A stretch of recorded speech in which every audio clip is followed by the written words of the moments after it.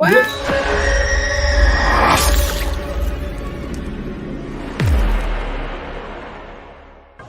I'm Jen Soska. And I'm Sylvia Soska. And we're the Soska Sisters. And this is Indie Horror Junkies. Indie Horror Junkies. Indie Horror Junkie. Indie Horror Junkie. Indie Horror Junkie. Indie Horror Junkie. Indie Horror Junkie. Indie Horror Junkie. We're a panic attack. Indie Horror Junkies. Indie Horror Junkies. Indie Horror Junkies.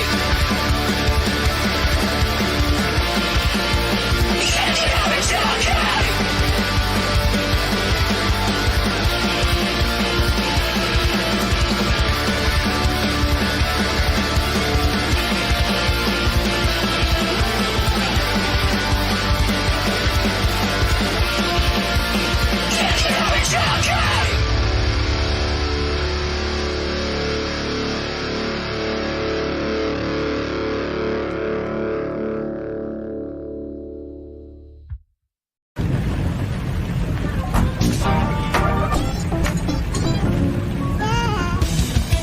It's the Indie Horror Junkie Podcast, your source for anything and everything indie horror.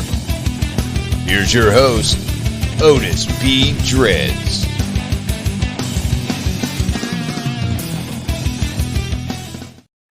I love the fact that we're live.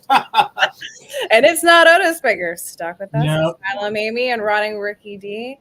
Welcome to Wednesday's Indie Horror Junkie Podcast, everybody. Thank you for joining us. And we're already fired before we even got started. So there you go.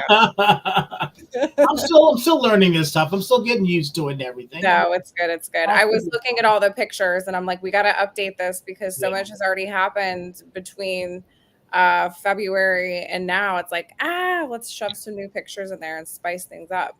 Absolutely. We definitely need to with the bumper and everything. We need to update that. So we'll definitely get on that. But before we bring on our special guest for the evening, we got some housekeeping as usual to do. So I will let you handle it, Amy, and I will chime in as need be. I'm just going to go ahead and start right here with this beauty.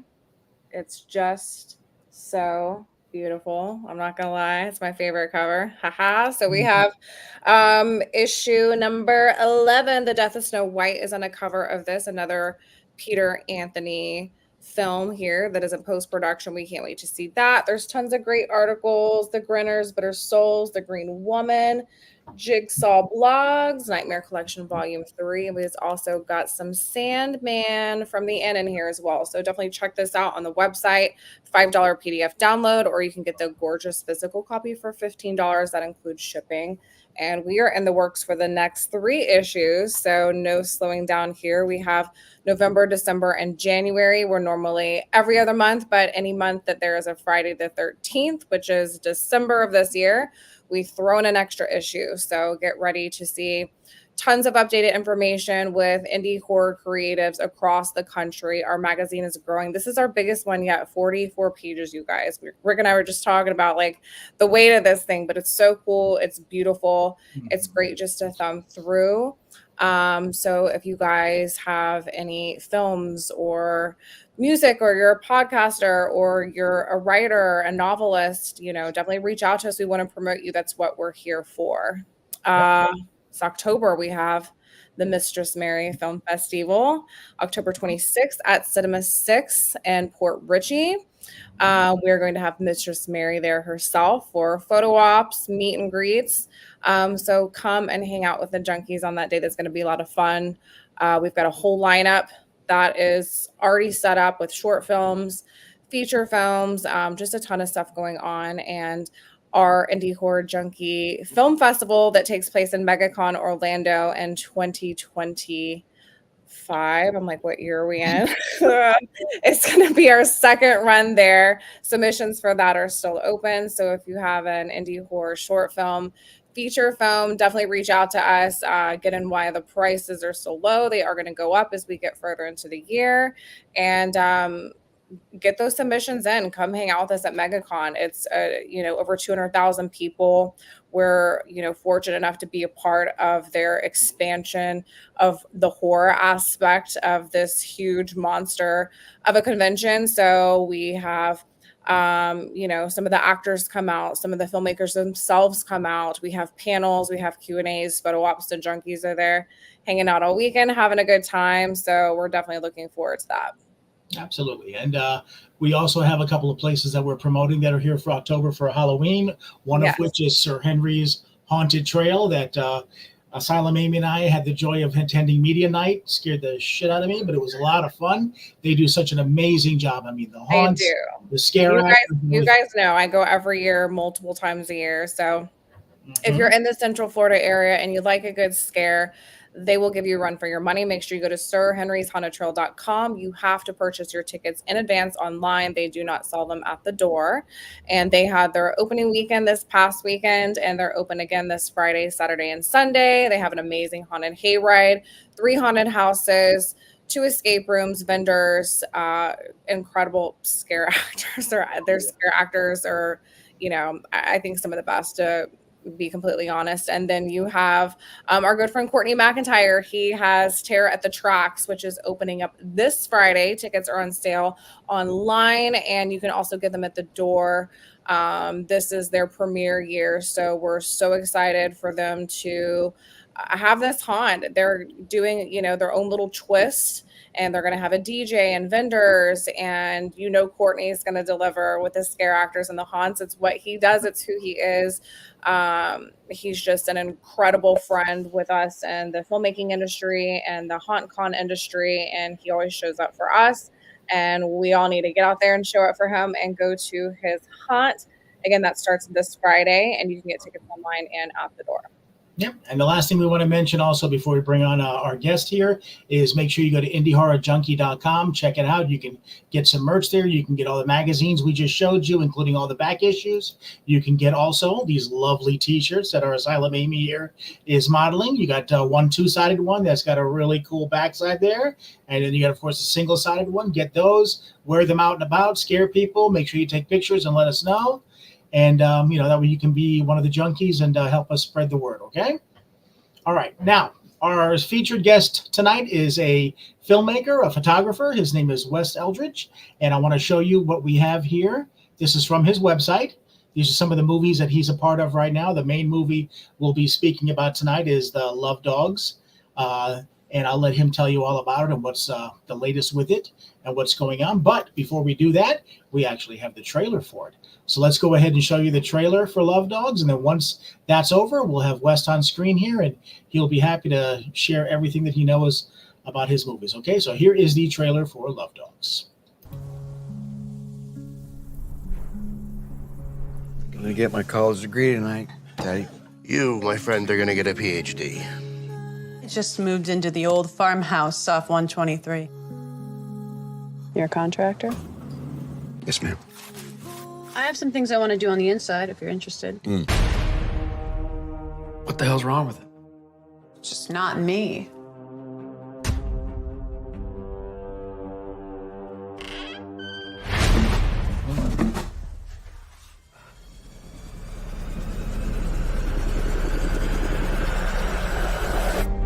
What's that name, that missing person? He had a date. She was way out of his league. Can I come in? Do I have to invite you in? Is that how it works? What is the passage in the Bible? The devil prowls like the roaring lion. It only works if you believe in the devil. I see, that's all I believe.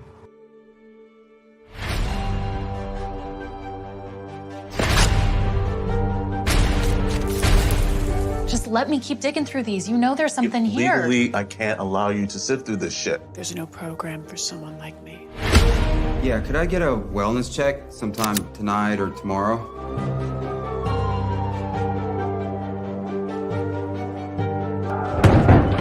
Some kind of trouble? What did you do? I'm doing you a favor!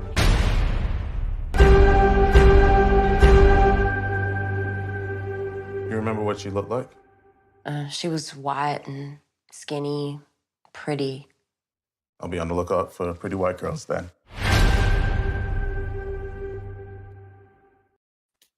Nice. Hello, West. Hey, how's it going? Oh, not bad, not bad. I really like Not it. a bad trailer. Yeah, we watched it a couple times today, and we're going back and forth about how much we enjoyed it. So, thanks. Tell us a little bit about that film. How'd that all come about? What happened? What was your involvement? Lay it all out for us. Yeah, pretty much. I was involved in everything. You know, I wrote it during the pandemic, right in like the peak of it. You know, I think I had most of the idea already like in place, but having that like downtime really made it come to life. And then, you know, I started sending it out to friends for review and sending it out to screenwriting services like, you know, Screencraft and all those places. And then everybody was like, you can make this, you know, and I was like, really? Like, I don't know, how much money do I need, you know? And so then it doesn't take a lot to get me excited to make something. And so I kind of got in my head that like, all right, let's fucking make it, you know?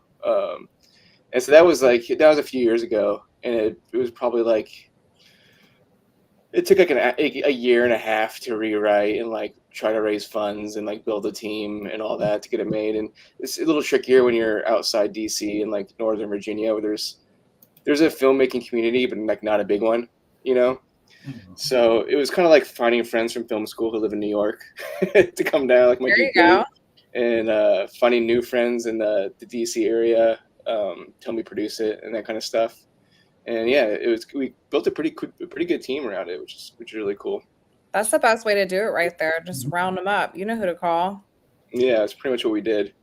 How's the indie film scene in the DC area? Is it pretty thriving, or? It's small. It's thriving. I know there's a couple other friends of mine, acquaintances of mine that shot a feature at the same time. So it's out here. It's very small though. There's like 3 or 4 groups that I know of that shoot indie films that are in the area, but like it's mostly corporate videos and commercials, especially in the government sector, which is my day job, you know. And then those guys kind of branch out, and then they kind of make indie features when they have the chance, sort of thing. Very cool. So, what exactly was your involvement with this film? Everything. Writer, director, producer. Writer, director, producer, executive producer. I had 3 other producers.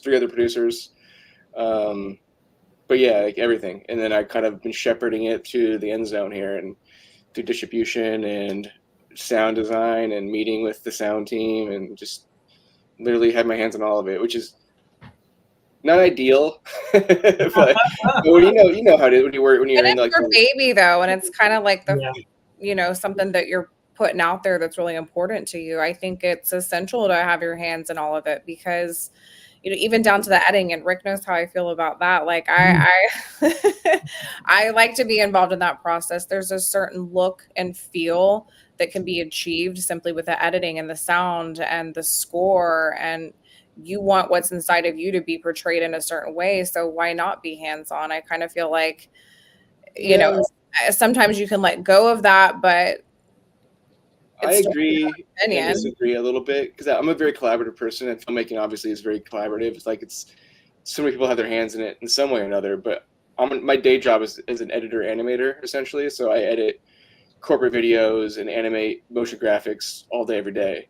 And I had I was I'm gonna edit my feature film, obviously, and so I edited every scene, and I could not for the fucking life of me actually get it into like film form, because I was so like I got so hung up on the stupidest things, and I was like well, I screwed up that day, like this is not gonna work. And I would spend like days just trying to like finagle like dumb stuff, like stuff that doesn't really matter in the long run.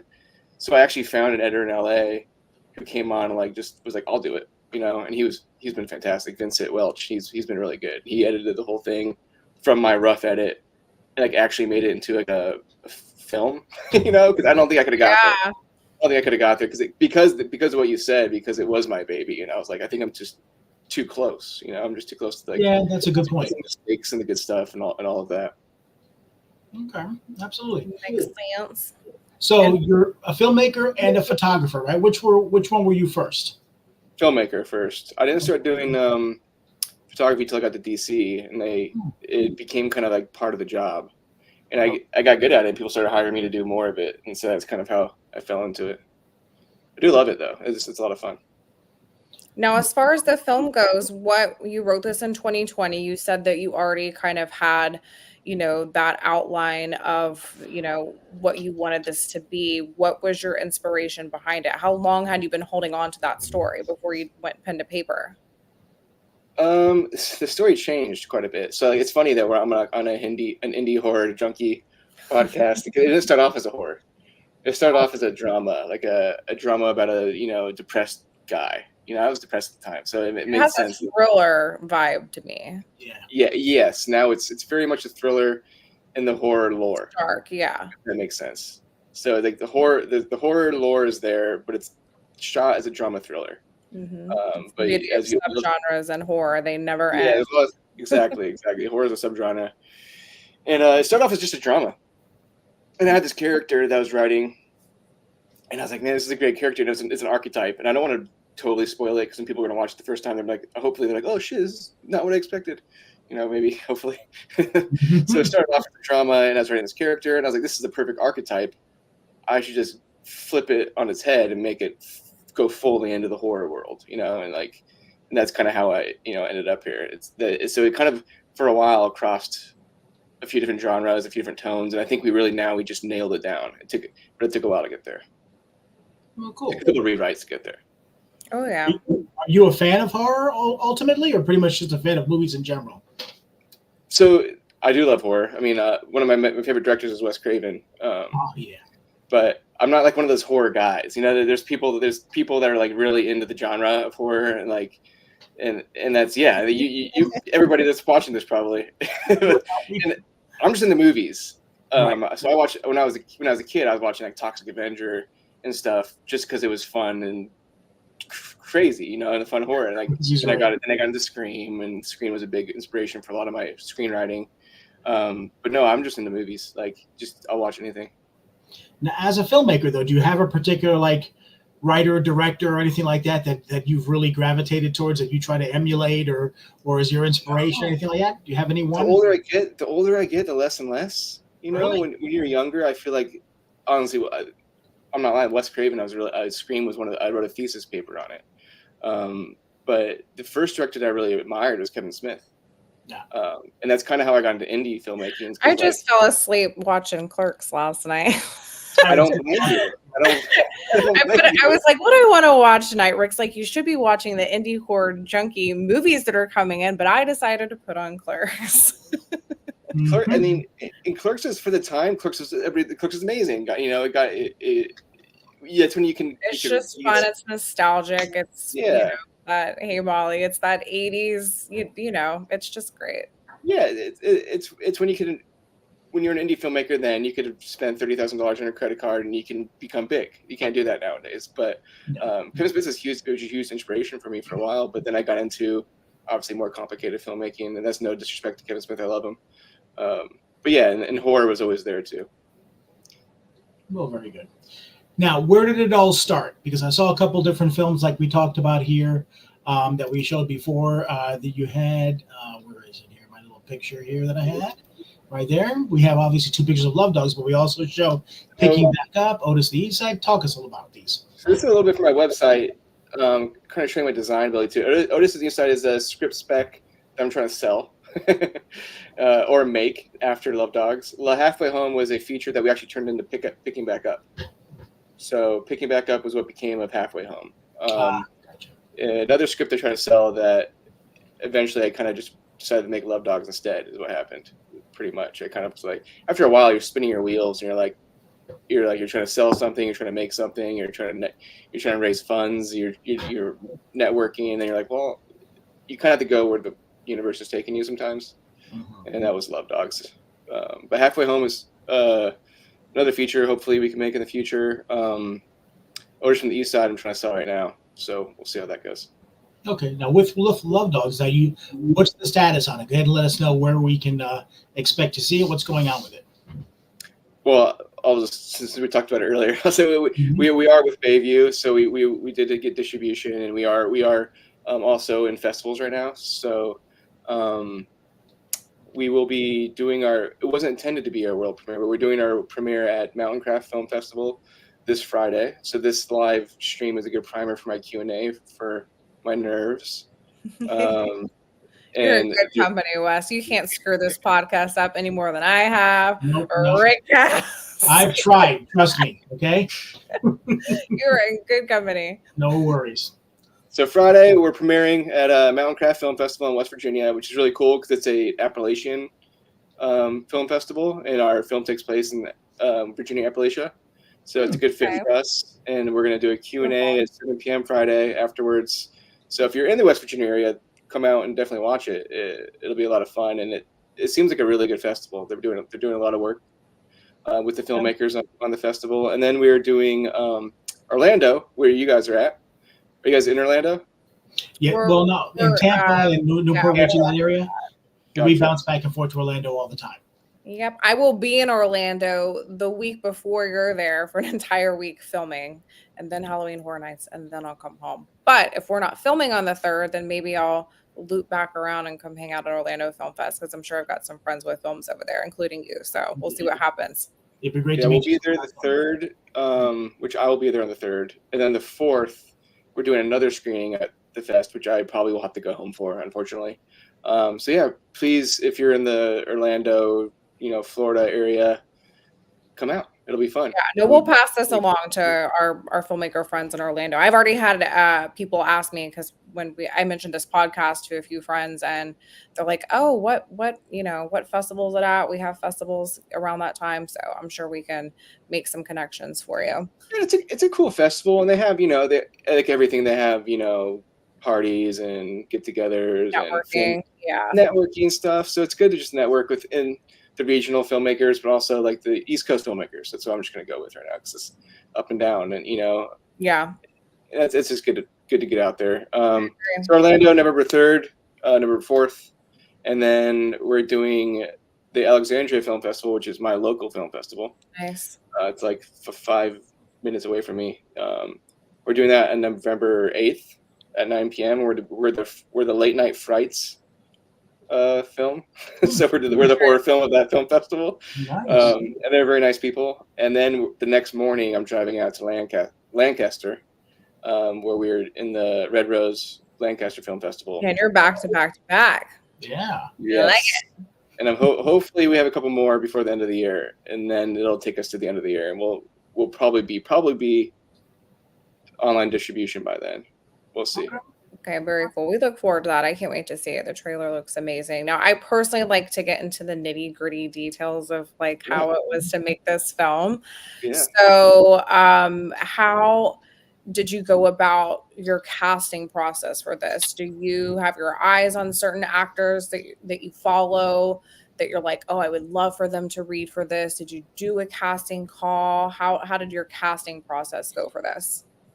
So, I guess we made the film for very little amount of money, and we punched way above our weight when it came to there. But my goal was to take each step very seriously, So even though that, say we had $60,000, the goal was still, we're gonna have to get a casting director, damn it, and we're gonna cast each role.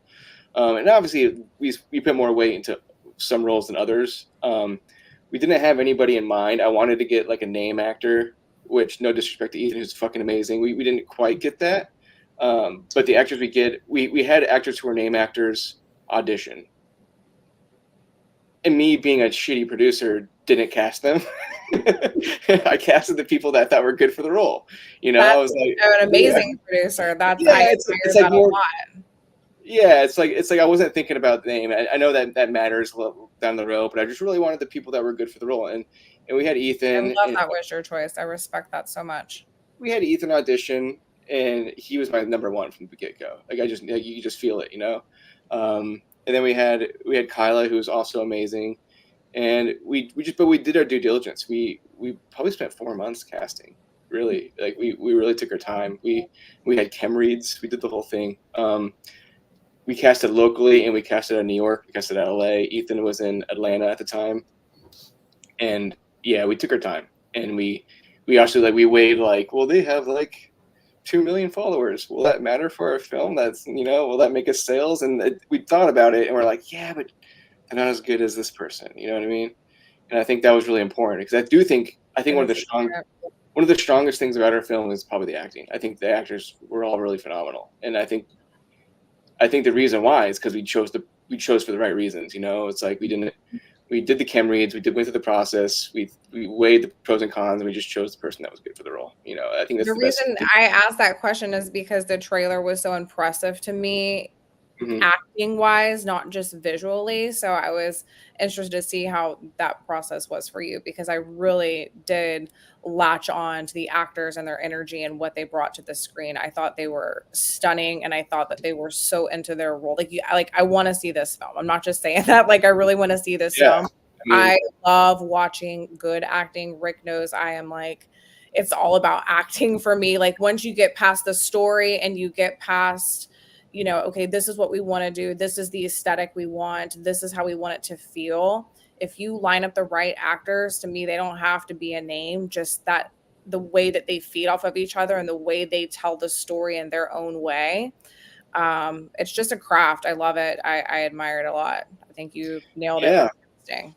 I'm with you. Actors they'll carry your story, you know, and getting actors on this level that are that committed and that good is very hard to do. And I mean, that's me. If I was giving advice to any like indie filmmakers making their first feature, I was like, just take your time, find good people. There's going to be people that are going to be within your budget range, but you got to find them. You got to put in the work. You know, you can't just be like, oh, just my friend, he's willing to give me $1,000 to be in my movie. You have to like really go through the process, and that was very important for me. Like, very important for me, because I've done, you know, I've had 3 short films. I've done this before. I've never made a feature before, and I just knew like, oh yeah, this is the level of actor I want. It's gonna take a while to get there. So I think for the most part of pre-production, it was just casting calls. Casting. I would definitely eat up some of your time. Yeah, it was a full-time job. There's that moment when you're like, you see your screenplay and you send it out, and then you actually get auditions back, and like, oh, that's the way my lines are being read, you know. And then you start rewriting things, you know. That's one of the really fun parts about, I think, filmmaking in general. Interpretation. Yeah, seeing it come back. On it. Yeah, seeing what works and what doesn't. I have an offshoot question for you. Are you Canadian by chance? No. Is it because I'm wearing this flannel? Well, no. It's just because we had our good friend Jamie Hill here. I saw the comments. I'm thrilled to bring you some Canadian work, and I'm like, she talking about West here? So maybe not. Maybe it's just Jamie. Well, she's Canadian. Maybe she's working on something. She might have something in the works. Yeah, she was in the movie called Skinamarink, and she's one of our good friends here. She's a sweetheart and is always. She was her mom in Skinamarink. Yes. Yeah. If you watch that, which I think everybody. Another Bayview connection. Yeah, that's right. Bayview Entertainment Connection. There you go. Yep. Now, one of the things here that I want to make sure that we express to you is that this is obviously Indie Horror Junkie.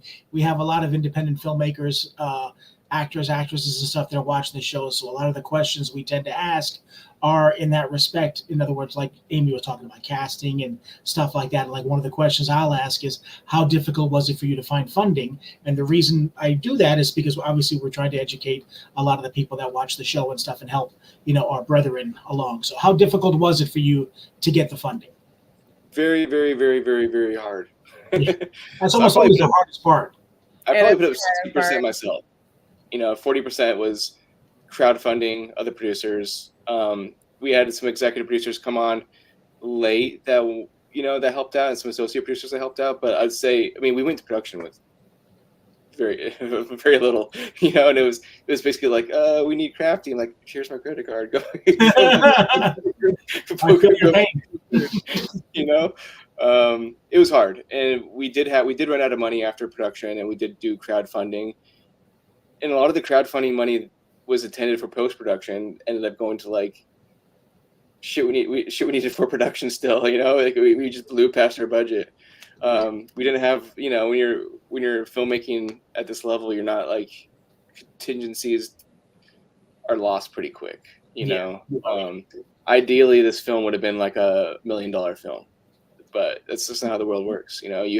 Especially nobody knows who I am, like, you know what I mean, like you had to like show people that what you're capable of, right, to get to that level.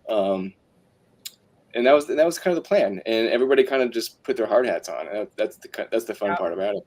Yeah, that's the best part about it. That's why I love it. Yeah, you had an amazing team, and that's the backbone of everything. You know, like you said, you kind of pulled people in that you knew and that you had went to, you know, I think you said film school with, or had worked on other projects with. And like, that's what Rick and I do. We have people that we know, like, okay, we need this and we need that, we need this, and we just pull our people in, the people, you know, you can count on and rely on to show up and just do the job. And they do it because they love it and they love you. And everybody, Rick and I say we all have the same mental illness, you know, we go hard, but when you have a team that goes hard with you, you just become unstoppable, and one project leads to the next project. And I think that you guys did an incredible job with the budget that you had. Did you go over it? Yeah. Okay. Well, you'll manage it a little bit better next time because you've been through it. So now you know where those little tweaks need to be made, and, you know, breaking that budget down differently. But I mean, it happens. Everything's expensive. Feeding everybody's expensive. These young PAs, they will eat you out of house and home. We understand.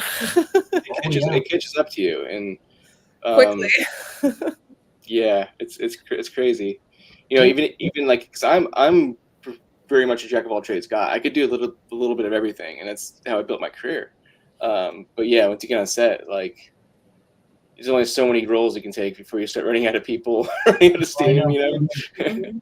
Well, that's one of the things I really appreciate about this particular situation, because you said you're from New York and then you relocated to DC. And No. I'm sorry. I'm from Phoenix. Oh, you're from Phoenix. I'm sorry. You relocated to DC, right? I'm not from New York. No, I went from Phoenix to Los Angeles to Virginia. Yeah, I've been West Coast to the East Coast, and now I'm in DC. Yeah. Okay, and you made the film in DC? Yeah, outside DC, it's a small town, mid North Virginia. Like, it's called Warrenton, Virginia, but it's small town Virginia, like horse country.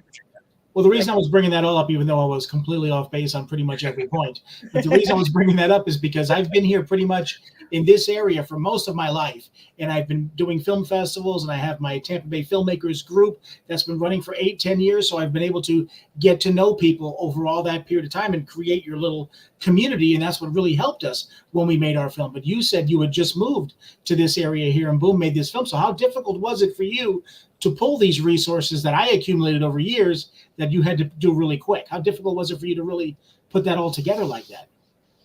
Yeah, I would say from like a historical standpoint. So yeah, Phoenix, I went to film school outside Los Angeles at Brooks Institute, moved to LA, did LA for 6-7 years ish. I don't know. And then, you know, I was in TV, reality TV, did all of it, ended up out in Virginia, worked at a university for a little bit. It did take me a while, and this is to build a community in the Virginia area, but I've been out here for like 8 years now. But it took me a while because, I don't know, I was kind of in my own ass. I was kind of like, well, I'm from LA, you know, I know better and all this stuff. And, you know, and then I realized like everybody's just as fucking good as I was anyway. So like I was just in an area that was popular for filmmaking. And then, you know, it took me a little while. You know, I got married, got a divorce, had a kid. And so like in a span of time, there's always life shit happening, you know? So it's hard to meet people that writing. Yeah, but it's hard to meet people that are like in your circles. And so finally in the past like 4 or 5 years, I've really just started building up that community in the Northern Virginia, DC area. And then weirdly enough, 4 or 5 of my friends from Los Angeles moved to New York, and that's only 3 hours away, or a 4-hour drive, 3-hour train ride away. So like I'm still pretty much connected to those people, which is nice. So I'm not too far away from a lot of people I went to film school with. And then in the same time, I've been building up my local community. I met my producer at a bar, like, you know, like it happens over time. You just gotta put yourself out there, I think. Yeah, and that's one of the other things you talked about, living in LA for 7 years and being in that film community out there. To make a movie out there is a whole different animal than to make a movie someplace like in Florida, Virginia, because you're going to pay for every single thing you do out there, because everybody's making movies out there. That's why I really tell people that it's much better to go ahead and do something in the community you're in, because you may have people that give you locations and stuff like that just because they love the idea of making a movie there, as opposed to LA where everybody's making movies. You're going to pay no matter what. So. Yeah, you know, it's honestly, it's a goal of mine to be able to make money on this, so I can pay everybody what they're worth too. Like, and I think people don't know that about me. Like, my goal is much bigger than making one film. Like, I would like to do this 3 or 4 or 5 more times, and then get my budget bigger, so my friends who've helped me out, I can help them out in the long run. Like I think the biggest pitfall of independent filmmaking and low budget filmmaking at this level is like we forget that it's a business, and like people have livelihoods, and so it's always like, yeah, I want to pull all my friends to help me out, but like I gotta go out there and help them out too. I gotta do it again. We gotta pay the bills. So it's like, how do we as a community, as a low budget community, come together and make this work for everybody? And this is the worst time ever to be trying to do this, because like distribution's harder than ever. There's so many low budget films being made. This goes back to the mental illness that we all have. Yeah, exactly. Nobody's making money, so we all got we all got to band together and figure out how to like. I was listening to No Film School recently. It's like if distribution can be punk rock, we all got to figure out how to do distribution, so we make money for all of our friends. We can keep on doing it. That's the hardest part right now. Yeah, well, we were talking about that offline before we got online about the distribution, and some people were telling me that basically ever since the COVID era and stuff, with all the streaming services and stuff that happened, now there's just so hard to find somebody that's going to take care of you, that's going to be on your side.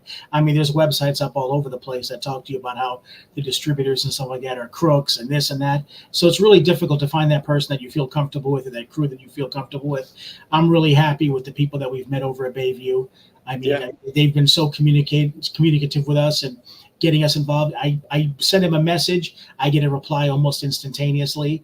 It's not something like, you're going to put a call in, you got to wait for days before somebody else calls you back, if you get a call back at all. So I really liked it. To me, the bottom line is that with my films, of course, obviously, like you said, you want to ultimately make money, not just because you'd like to pay yourself for all the time that you're invested, but you want to pay the people that have spent all this time helping you get this and take care of them as well. Absolutely. But the main goal is to get their work seen. I feel like I'm responsible. All those people that worked for me and put their blood, sweat, and tears and got on screen and stuff, I want to make sure that they have every opportunity to get their film screened and seen by as many eyes as possible. That's my job, to make sure that they get seen. So that's why I really liked Bayview, because it seems like they're going to go above and beyond to make sure it gets out there and gets in front of as many people and on as many streaming services as possible, and ultimately on physical media, which, like I said, is my job to make sure my people get their work out there. Well, go ahead. No, I will say with Bayview, I feel like the audience building is a huge foundation of what they do, and that's massive as on a low budget scale. And you really got to find somebody that will. That's one of our associate producers. You have to find somebody on a low budget scale that really wants to help you build an audience, and that's kind of the goal, really. They're super personable. And the other thing I want to add to that, when it comes to distribution, and everybody's like so afraid of it, is you have to do your due diligence as the producer and the filmmaker. When you're out here signing these deals, you need to read that contract line by line. And if you don't understand it, find somebody who does. Get yourself an entertainment attorney if you need to. But if you don't know what it is that you're signing, then don't complain at the end of the day when it doesn't go your way. It is your job to take control of your work and not just give it away. And there are good people out there. There are good distribution companies like Baby Entertainment, and they do want to see you win. And they're huge supporters of indie films. But that's my advice to everybody, is don't just get excited because you got an offer or 2 or 3 from a distribution company. Know and understand what you're committing to, because that might be a 5 or 10-year term that you're locked into. And if you don't know what you're signing, then you might end up with a horror story. No pun intended. You also just have to put in the work, like educate yourself as a filmmaker. Yeah. Like to be a filmmaker is to continuously teach yourself new things, and it's like you get into distribution, fucking go look up what that means. Like go find a lawyer, go read the contracts, like just put in the work. Like that's know what's going on. Yeah. Put in the work, and once you sign the contract, promote your ass off. Yeah, don't just leave it up to them. Continue to be active on socials and push and push and push, because once it starts to slowly hit different streaming platforms, you still want to be active with that community. You still want to continue to build your audience, because this is the audience that your foundation is going to be for the next film that you do. You want to get that cult following. You want to be connected to the fans. So I agree with that. I kind of want to go back to my nerdy mind of filmmaking and how you made this movie. What span of days did you guys spend doing this? Was it a consecutive span of days? Did you break it up? How did that look for you? So the plan was 14 days. I don't remember. We lost a day because our gaffer was driving down from New Jersey and got in a car crash. No. And so we lost all of our lights and stuff, and he broke his back. Oh my gosh. Is he okay? He's okay. Yeah, he rebounded fast. But we lost a day, and so I think we ended up cutting out like 4 scenes, and then doing it all in 13 days. But the plan was always to do a pickup day because we have some flashbacks in the film, so we needed our lead actor to shave so we can cut back to the flashbacks. So we ended up bringing him back to do some of the pickups anyway. So it ended up being, I think, 15 days with the 2 pickup days, which is still a lot to do. I mean, the movie is like, I think the runtime is about an hour and 52 minutes. So it's a 96-page script. Yeah. And with a drama thriller type, somehow that 96 pages into an hour, 52 minutes. So those are all consecutive days you guys shot? 13 consecutive days with a couple days off sprinkled in there because people have to rest. And then 2 pickup days a month later so he can shave and come back to us. I don't know if we mentioned this or you talked about it, but I know we talked about when you said you wrote it and stuff, but can you tell us what the inspiration was for the story? Was there any story behind that about how you came up with that and decided to turn it into a film?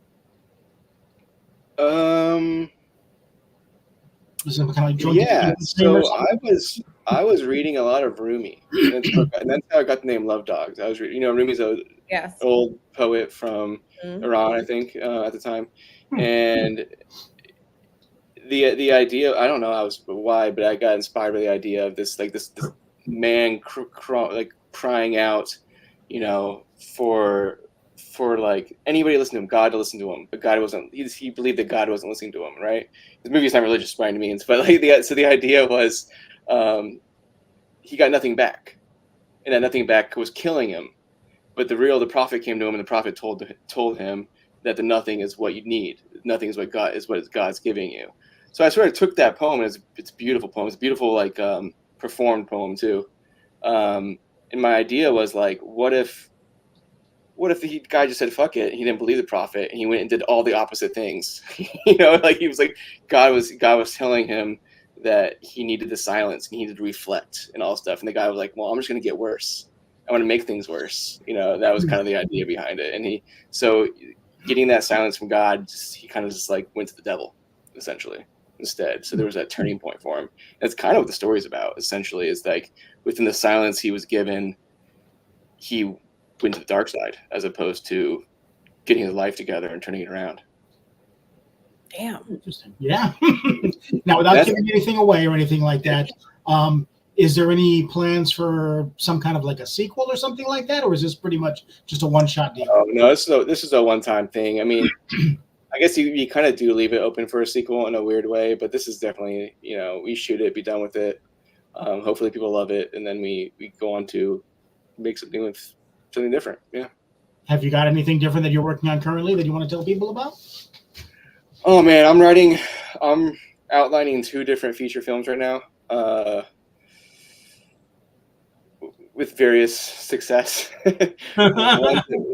One's a heavy drama that takes place in Arizona, where I'm from.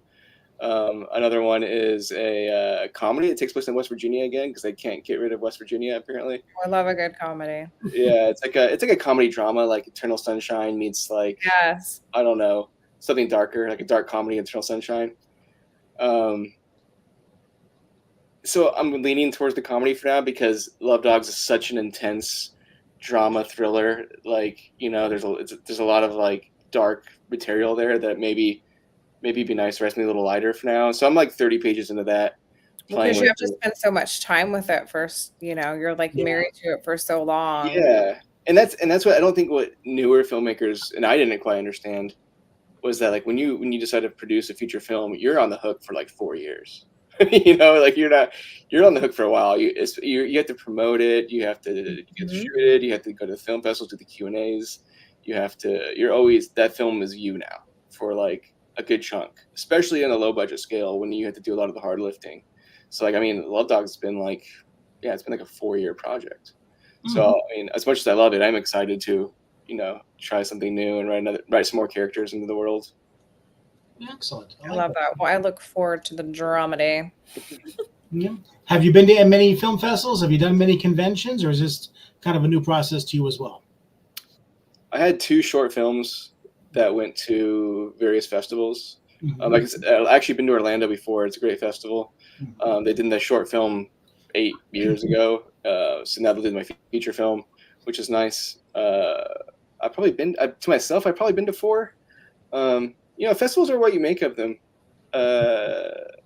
It's also it's like a partnership between the film and the festival. You have to like really get out there, network, work with the festival programmers, and like,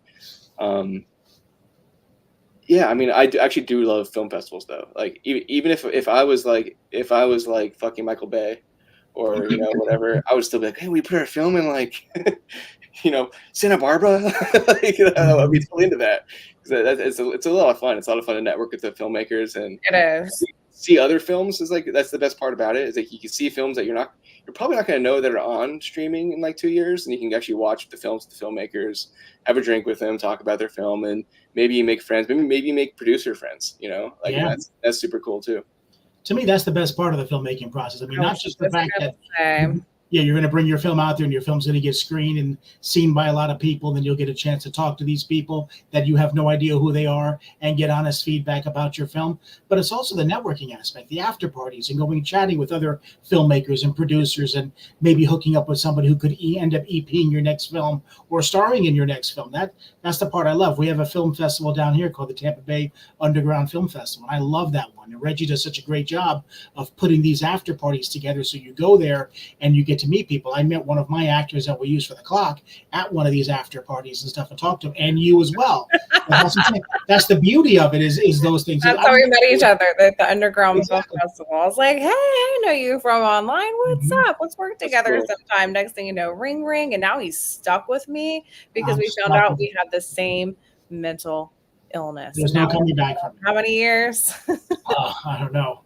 But the thing is that it's those little festivals, I think, that really go out of their way to make sure they bring people together and bring those networking opportunities together. Whereas the big ones, sometimes it's more just, let's go in there, show your films, and, play nice for the crowd and this and that. And, then you make, like you said, you make of it what you can get out of it, and do the best you can. But I love the networking aspect. Is that where you met DeAndre? That's where I met DeAndre. Yes, phenomenal actor. My God. Yes, get your asses out there to the film festivals. Meet your actors, meet your producers, meet your writers and directors. Everybody needs everybody. Did you ask what our mental illness was? Did I ask what your mental illness was? Oh, he asked something. I thought he asked what it was, and you're like, I don't know. No. I thought you're all masochists.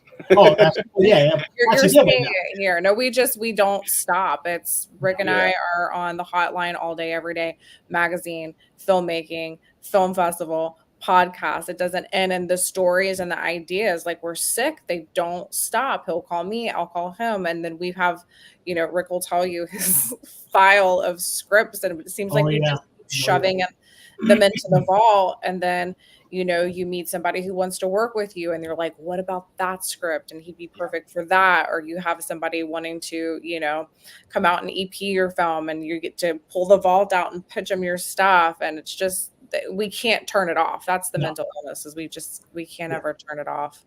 Your mental illness is that you're building a sick community. I think that's pretty cool. It has its drawbacks, though, but yes. Of all the illnesses to have, I think it's a good one. Absolutely. To be sick, this is a good sickness. Yeah, and like Amy was telling you, we go to Orlando all the time. As a matter of fact, our Indie Horror Junkie Film Fest is actually in MegaCon, which is in Orlando. Yeah, you should come out. It's so much fun. It's me, Amy, and 250,000 of our closest friends. So you should sounds really fun. It's insane. It's pop culture, so you see everything, but they do have a representation of horror there, and it continues to grow bigger and bigger. And Rick and I, on the whole West Concourse side of it, they're have a beautiful, huge room that they turn into a theater. So we just take that up for 3 days, and for 3 days run short films, feature films, have panels, Q&As. We have the Junkies there. We have a big, huge booth with all the magazines, and people that, people fly in for the film festival. They want to, that they have their film in it like you do. They're traveling. They want to be there, and everybody's networking. And then plus we have all the Tampa and Orlando filmmakers that come out and show up and represent and support us. So if you get the chance, come, because there's so much to do. You won't run out of, you can't even like cover the whole You con really can't. in 4 days. Yeah, it's really insane. There's so many people there, and they bring in guests from pretty much anything and everything, any popular movie series. That's I got to going meet on Sheena Davis this year. I about died. I didn't even know like what poster I wanted her to sign. I'm like A League of Their Own, Beetlejuice. I don't know. Here, please sign both. But it was just the array of actors that they have. That's what we love about horror conventions. I'm a huge horror con nerd. But it's because you get to be so personable with people that you loved and grew up with. And it's so fun, especially when you see like all the 80s horror icons that are still coming out to these things and all the love and respect that they get. I mean, obviously you have like the new fresh faces and everybody coming in from Halloween and everybody coming in from Terrifier. And, if you know cons, it's a lot of the same people circulating, but whether you're new or old, it's just a place for junkies to go and hang out and talk about horror and filmmaking in general. We all kind of branch out and do work outside of horror, so you can still meet a lot of great people that way. The cool thing with the horror community, though, is I feel like they're more into like the nitty gritty of filmmaking than some of the other communities, which is really fascinating. I got a question for you both. Sure. So this is my second time watching. I was watching Bodies the other night for the second time. Do you consider that horror? Bodies. Gosh, I saw that once. What movie is it? It has like, it's a newer movie. Is that the the one movie. with Pete Davidson in it? Yeah, Pete Davidson's in it. They all come together. They play a game called Bodies in the living room of their friend's fancy mansion in like, I don't know, New York somewhere. And the idea is like somebody ends up dead, but really dead. It's supposed to be a game, but they had to try to find the killer.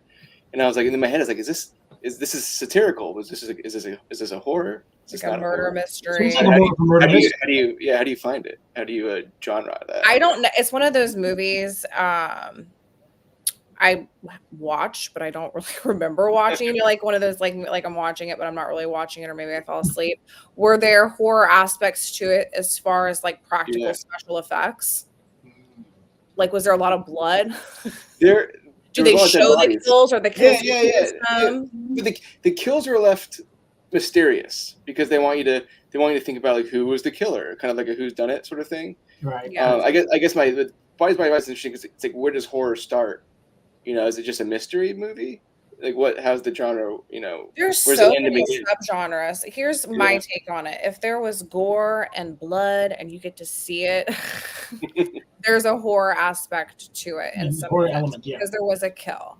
And how were they killed? Is it a murder mystery? Who done it? Yeah, and those are fun. It's just kind of a more bubblegum genre of horror, I would say. It's more fun and light.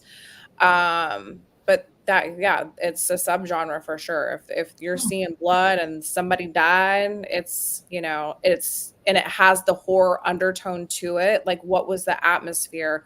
What was the score? Is it meant to feel spooky and dark? Or I think so. Yeah. I look at all those things. Like, how did they piece it together? If that's a quantifier, then Love Dogs is fucking horror because our score is very spooky. Yeah, and I'm big on that. Like, what does this feel like? What does it look like? It doesn't have to be a slasher to be horror. But if you feel it, and if there's that darkness and people are dying and there's blood. Horror is so broad range, right? There's the Lovecraftian and there's supernatural and slasher, and then like we do too. I've done all of them from supernatural, psychological with Rick to I've done full-on slasher films. And I love a good whodunit if it's done the right way. And Rick knows I love horror comedy. Yes, I do know that. And after seeing your trailer, I felt that horror undertone. So from the trailer, I haven't seen the whole movie, but just from the trailer, I felt it. So I mean, it definitely. When I was researching, it said thriller. I was like, well, this is horror because it's like a horror thriller. It has both of them beautifully married together. It's what it makes you feel and how you guys present it, Yeah. I got you. All right. I'm Well, before excited we get too. ready to let you go here, because we reached the end of our show, which is unbelievable. Time flies so much when you get into a Look at good that. conversation. Why don't you tell the audience that's still with us where they can find you, where they can see your stuff, and what you got, where you're going to be next? Even though I think Yeah, I mean, you can find me I'm mostly on Instagram at this point. I don't do Facebook as much anymore. So West Eldredge, my name right there. You can search me at all social medias. I have a website, and also you can follow Love Dogs Film at lovedogsfilms.com, lovedogsfilm.com. And like I said, we'll be at West Virginia Friday. We'll be in Orlando the 3rd and the 4th. We'll be in Alexandria. We'll be in Lancaster. Yeah, if you can make any of those festivals and come out and network, that'd be super fun to talk to you. Yeah, we'll keep you posted on that. I might bounce back over there. We'll see what we got going on. All right. Well, thank you so much for being with us tonight. We really Yeah, appreciate it. thank you, And I Wes. can't wait to see your film. What I'd like to do is okay with you. We'll go ahead and put you backstage here. Just don't hang up with me. Let's go ahead and close the show out, and then we can come back and say goodbye properly. Okay? Sure. Yeah, absolutely. All right. Once again, Wes Eldredge, everybody, and we'll be with you just momentarily here. All right, now that I really got to see that movie. I mean, the trailer I've seen it 3 times now, and it really got to me. That guy, the main actor, he reminded me so much of Lance Stefelsky. Oh, his energy. Yeah, the actors I latched onto. I was really impressed with the acting. That's aside from the story and the aesthetics, it's what I look for. That to me is how I know it's going to be a good film that I personally want to, make the time to watch. Is incredible acting, because that's a craft all on its own outside of just the filmmaking and everybody's job that comes together to make this film happen. So I'm excited. Congratulations to Wes. He's got a great movie. He's circulating through the film festivals. He signed with Bayview. It's going to be a fun ride. Absolutely. Can't wait to chat with him some more. And next week we have our good friends. We got Sad Academy. They have their first headliner show at the Conduit in Orlando on November the 10th. So we're going to have them back to talk all things spooky with their debut album, Playing with Ghost. So get ready for that. Absolutely. Thank you guys for joining with us this week. This week. And we will see you guys next week. Next week. Just show up on Wednesdays. We'll probably be here. Just show up on Wednesday. We'll probably be here. Yeah.